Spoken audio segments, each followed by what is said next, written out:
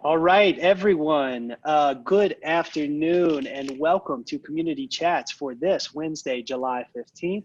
We're so delighted to be here with you today, and I'm joined as I always am by my colleagues Aaron Peiser-Oath and Jody Holland.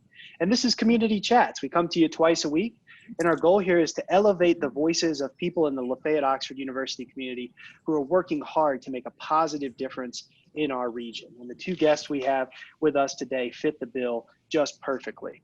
I always like to say, if there's somebody here in the community that you think we should talk to, please let us know. You can send us a direct message on Facebook, or you can send us an email at engaged@olemiss.edu.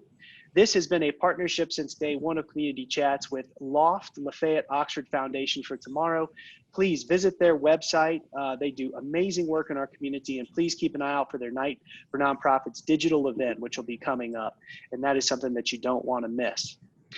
Now, today we have two very special guests with us, Camie Bianco and Mary Leary of Lovepacks. Camie and Mary, welcome to the show. Thank you. Thanks for having us. Yeah, thank you. We are so delighted to have y'all with us, and let's just jump right into it. And y'all tell us a little bit about where did you grow up and how did you end up here in the Lafayette Oxford community? I am from Louisiana, grew up in Louisiana, and we moved here 20 years ago. My husband got a job at Ole Miss coaching baseball, and that's what brought me here to Oxford, and we're very happy and blessed to be here and happy to have been here so long. And I went to Ole Miss. I'm from Columbus, Mississippi, and went to Ole Miss, met my husband there. We lived away for about 15 years and moved back about 12 years ago. Love Oxford, love Ole Miss, hotty toddy. Fantastic, thank you both. That's excellent. Well, look, we always want to know from our guests is, how did you come to the position you're in currently with the organization? How did you guys get involved? Well, Lovepacks is it's a grassroots organization, and we found out about a similar program. We founded Lovepacks in 2010. So we're on the board with two other friends and heard about a program like Lovepacks in Missouri, and basically asked if there was a need in Oxford and in the school districts in Oxford. And we talked to counselors and principals and teachers and school board, and overwhelmingly they said there was a need to help these little children in need who were hungry. So really that's how we came into our position. Nice, thank you. So for those listening that may not be familiar with Lovepacks, would you just tell us a little bit about the organization itself? What's your mission? What do you do? How do you serve the needs of our children? We are, our basic mission is to provide food to school-age children in the Oxford and Lafayette school districts for weekends and holidays within the school year. That's our overall basic mission. We do try to do some things in the summer to reach at least some of our kids, but our basic mission operates during the school year. Wow. I think we'll have some time to get into some more specifics later on, but talk a little bit about the team that it takes to pull this work together. You know, your volunteers, your board, if you have any full-time staff. Talk to us about who's involved in being able to provide this service to the youth.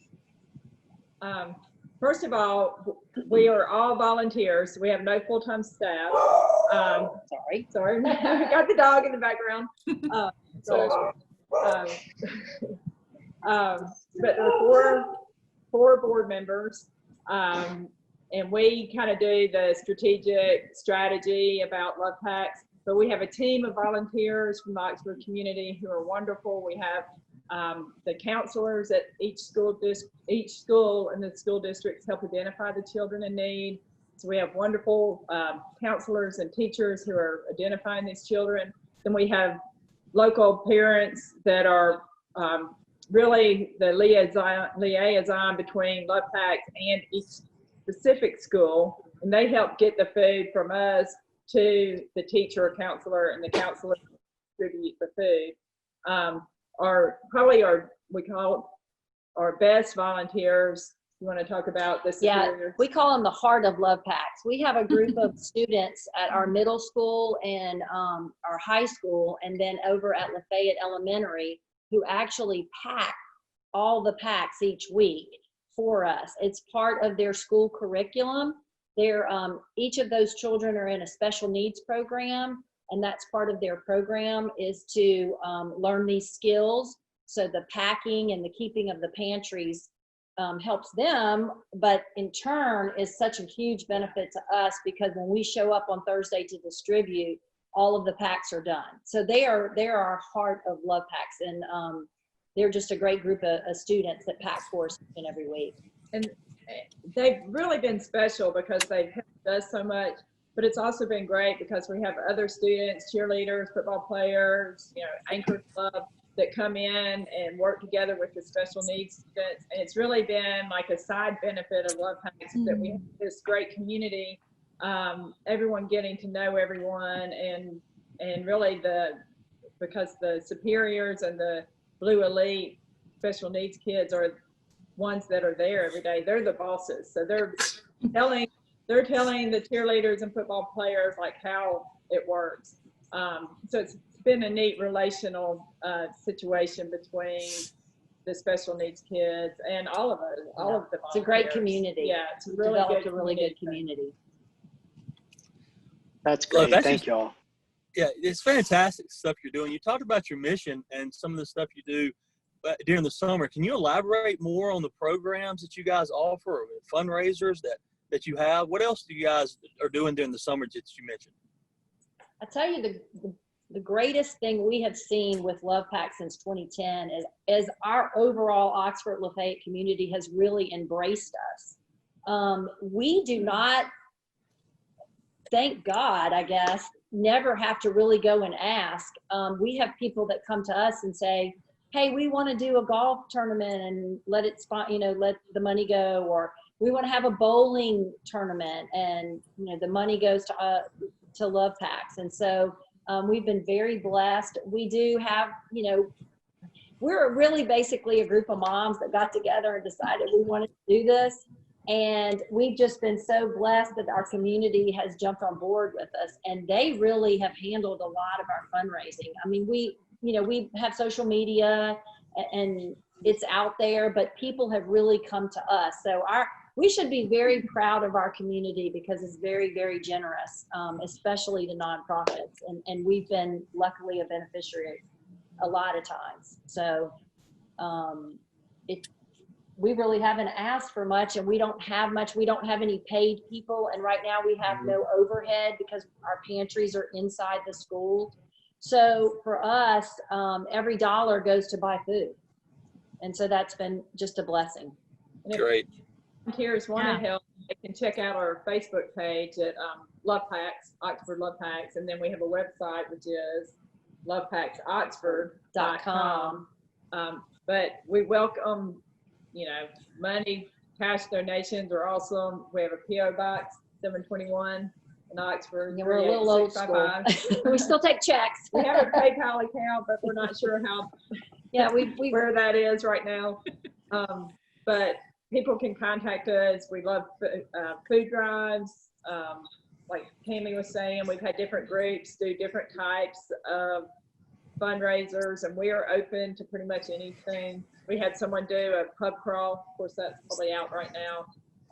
But with COVID, I think everyone's adjusting to, a new reality. And we had a huge outpouring of generosity when COVID hit, because we were right in the middle of our mission with school, and we really needed the school to get to the kids. And so we had a huge outpouring of help and monetary help, but also physical help and food donations. And we were able to keep servicing our kids and get the food to them, whether it was through them coming by and picking up or volunteers going out and delivering. So we were very grateful for that support.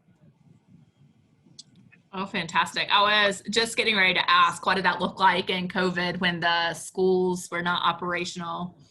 And maybe that's just a great lead in to this next question, just about what are some of your greatest challenges? I mean, obviously this need continues whether schools are open or not. So what does that look like either as a result of this pandemic or in just day-to-day operational times? What are some of your greatest needs and challenges? I'd say right now, and probably because of the pandemic, our greatest challenge is to deliver the food.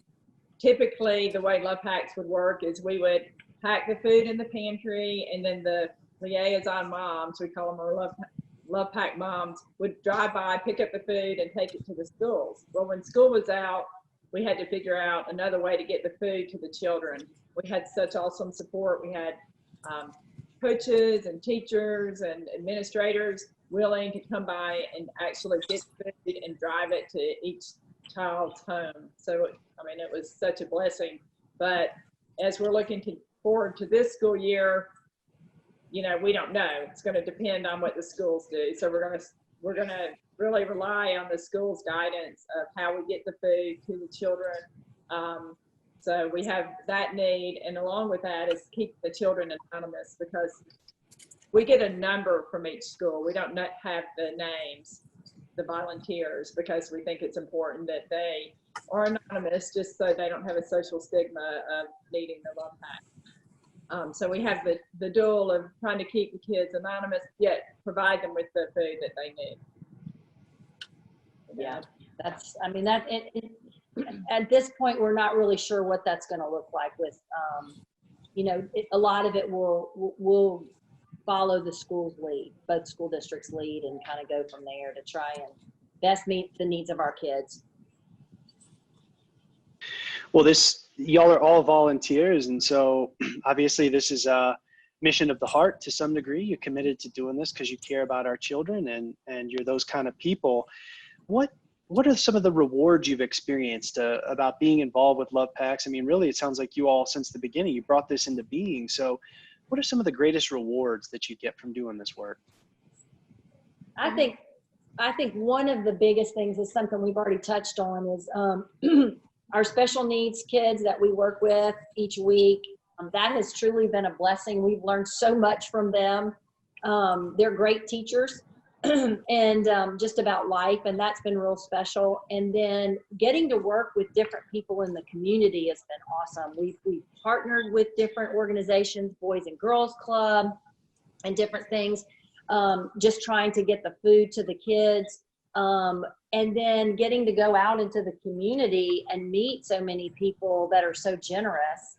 You know, speaking at different clubs like Rotary and Kiwanis and all different, I mean, book clubs, we've been to book clubs, we've been to all different kinds of, you know, community organizations. And so that for me has been such a blessing, getting to share this mission and getting to meet so many great people. And also to add to that, we meet with the counselors once or twice a year.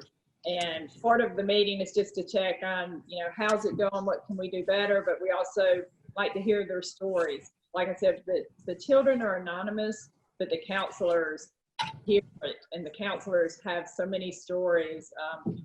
You know, they were saying about one little child that was crying because he didn't want to go to the next school, like he was moving up from Bramlett to Oxford Elementary, and then she figured out that he was scared he wouldn't get a Lovepack at the next school. So we hear so many touching stories, you know, just from examples like this.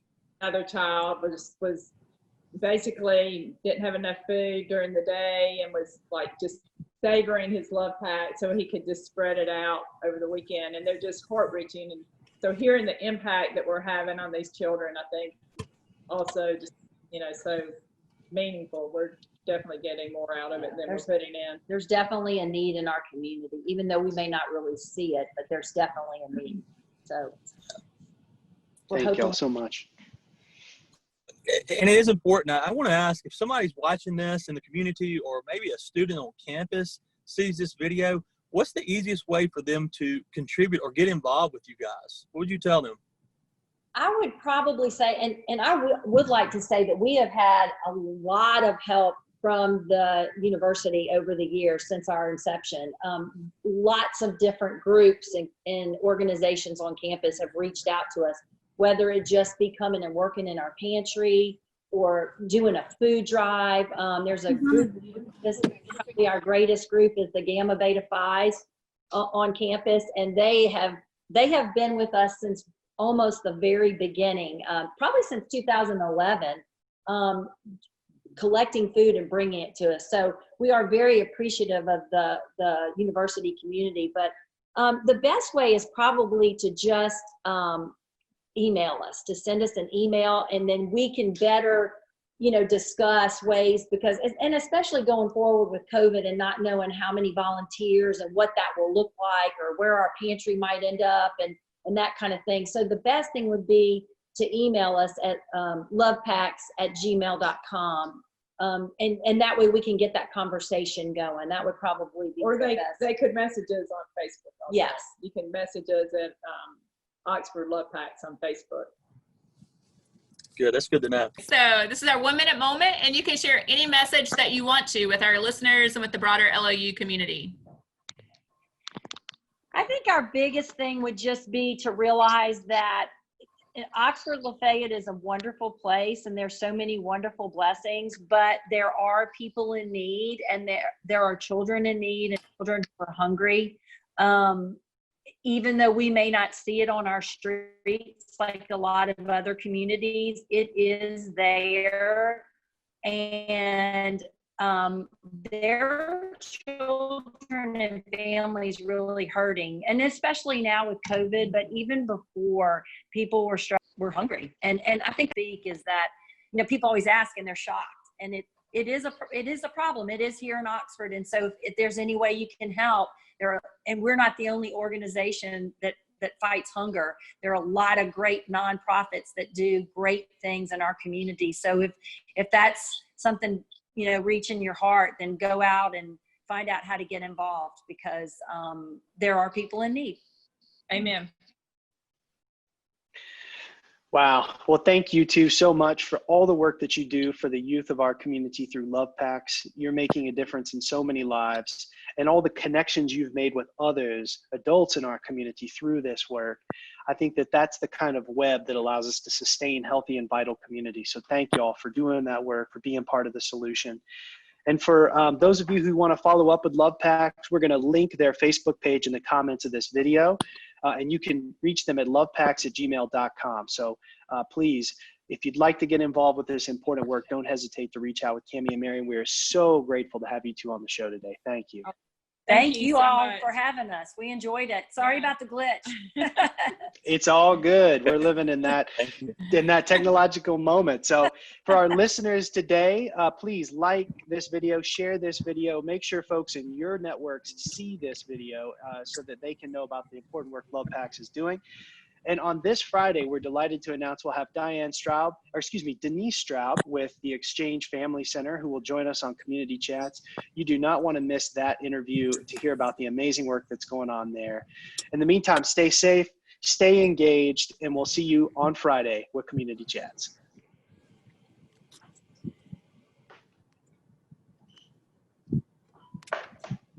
All right.